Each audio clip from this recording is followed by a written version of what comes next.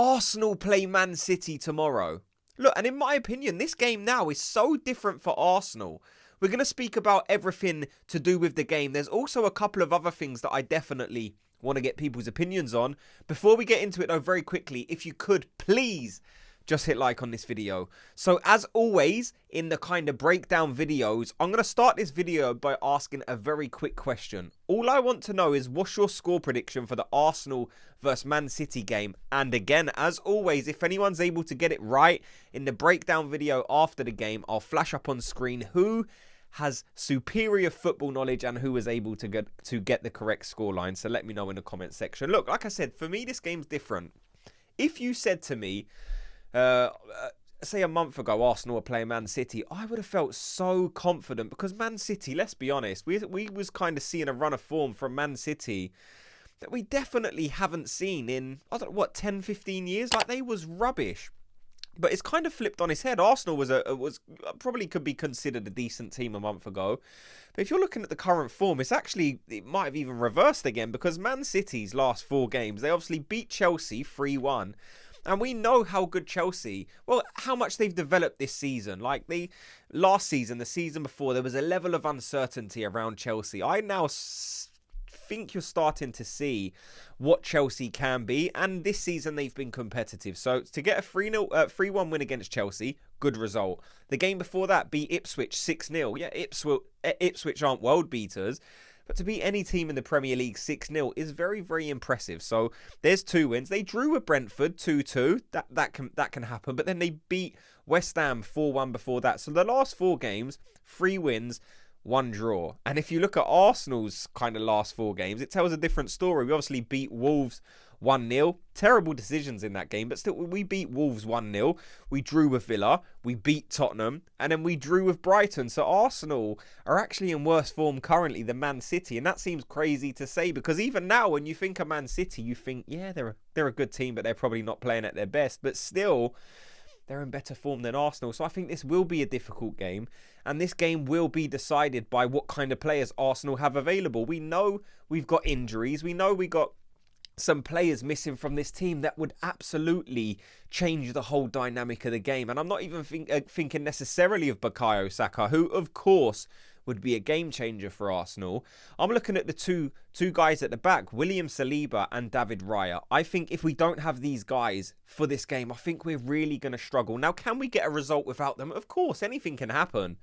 But if you're missing those two, they are so instrumental to everything Arsenal do, not just defensively, but going forward as well. I think it was showcased in the last game when we saw Neto in goal, just how much Arsenal struggled in terms of distribution out from the back. And we see also without William Saliba, just that the defence is less solid. And when you're missing a world-class defender, that will obviously show. And I guess that comes onto the team selection. What team can Arsenal put out there to beat Man City? And I genuinely want to know what team you would go for. So let me know in the comment section. Look, for me, it's very simple. Obviously, I'm going on hoping that we have those guys available. I'm going David Raya in goal. Juried and Timber at right back. Saliba and Gabriel. And then Lewis Skelly. A massive boost now that he's going to be available for this game. And for me, I play him. Some people, that's probably a bit of a position where there will be some discussion. Maybe people would want to see Calafiori in there. But for me, I still see Miles Lewis Skelly as Arsenal's best left back. So for me, it would be Lewis Skelly. Midfield, Partey, Rice, Odegaard. Look, I like Merino as a player, maybe more than some people. Some people are actually not having Merino at all. I think he can be effective in certain moments of a game. I don't want to see him starting against Man City. I think that puts us on the back foot. I think he's probably not up to speed in terms of just his legs. Maybe he's not quick enough to start a game against Man City. Now, he is a kind of player maybe you could play against a lower league team and feel comfortable with him playing well enough to get a result in that game. But against Man City, it's going to be very, very difficult. I just would play Partey, who's arguably been our best midfielder this season. Declan Rice, who's coming into some amazing form. It's kind of gone under the radar just how well Declan Rice has been playing over this past, I don't know, probably month now, because the results haven't been perfect. I think it's easy to overlook when one or two players are playing out of their skin. And I think we've seen that with players like Lewis Skelly, but certainly Declan Rice in the last few weeks. I think he's been very, very impressive going forward and coming back as well. That athleticism he offers is very, very beneficial to this Arsenal team. Obviously, to the right of him or just ahead of him, Martin Odegaard. On the right, Ethen Nwaneri has to play this game. We saw in the last game just how brutal he can be. And to have Lewis Skelly and Nwaneri playing against Man City, who is a team at the minute, let's be honest, where there's a bit of needle. It kind of seems like a derby. Every time these two teams face each other now, there seems to be like an argument or something going on the bench. Like the players are having to be separated. And I watched highlights before I recorded this, of course, of the game where we played Man City and we drew 2-2, John Stones' last-minute winner. And they're rattled with Arsenal, Man City. They don't like how well Arsenal are doing at the minute. And that was seen very early on by how the way Pep Guardiola was acting on the sidelines. Do you remember he was like booting his chair? Something that's not like Pep Guardiola. We don't usually see him that animated on the sidelines. So there is needle in a game like this. And to have players like Declan Rice, Odegaard, sprinkled in with those young players who will play with confidence, I think will massively help Arsenal. So I'd have Nwaneri on the right. Left-hand side, I go with Martinelli, who I think is actually coming into some form. Again, there's been criticisms over the past few months of Gabriel Martinelli, but for me, I actually think Gabriel Martinelli's been playing very, very well. Maybe not in terms of scoring those goals, but his performances over the past, I don't know, maybe 2 or 3 games have actually, in my opinion, took a step forward. So I want to keep seeing that progression from Gabriel Martinelli. And then up front, it has to be Havertz, our most deadly striker, whether people like it or not. He's on, 14 goals this season. If he carries on, he's going to get up over 20 goals.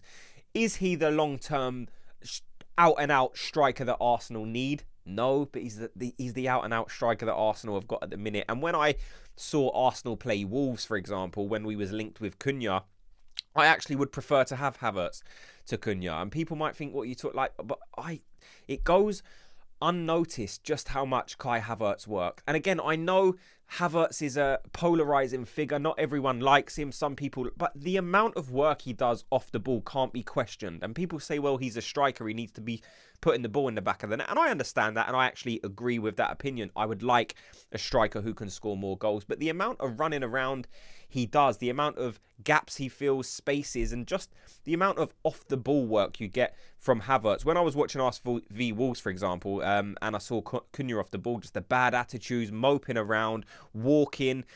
Havertz didn't walk once in that game. So yes, maybe Havertz isn't the striker that we need going forward, but Havertz is the striker we have right now. So yeah, absolutely play him. And I am predicting Kai Havertz to score in this game. In terms of score prediction, I will go for I'm going to go with a 2-1 win for Arsenal. I would love to say Arsenal were going to keep a clean sheet, but when you play with Haaland, like we saw it in the last game, didn't we? We had Saliba and Gabriel, and just the way Haaland was able to break the lines, get in front of Gabriel, and when Haaland's in front of you, you're probably not going to get back around him, because not only is he strong, but he's so quick as well. I remember that finish he done past David Raya, where he kind of just hit it. It was just a weird finish, but he's just so effective. So we can't switch off for a second around players like Haaland. He might not be in the best form in the world in terms of scoring as many goals as he did last season, but he's still a very deadly player with so many good attributes: strength, speed, height. Yes, our defenders are good enough to play against him, but if we do have players like Miles Lewis Skelly, Ethen Nwaneri, those are the guys I would be interested in looking at in a game like this, because you're coming up against genuinely one of the best teams in the world, Man City. People might say they're not the team that they were, but even still, like now, they are still one of the best teams in the world. And that's shown with their previous performances. 6-0 against Ipswich, 4-1 against West Ham, 3-1 against Chelsea. This isn't the same Man City that couldn't pick up a win 2 months ago. This is a Man City team who is now coming back into some of their best form. Not as good as it has been previously, but certainly probably their best form of the season. And it's just typical for Arsenal to be coming against a team as they're coming into form. It seems like we always see it but I'm still feeling optimistic that Arsenal will win this game. And like I said, I'm going for 2-1, and I would love to hear what your guys' score predictions are. So let me know in the comment section. Thanks so much to everyone for watching and listening. Before you go, like I said, do me a quick favour. If you could, please just hit like and subscribe, and I'll speak to you all in tomorrow's video. Gooners, have a good day.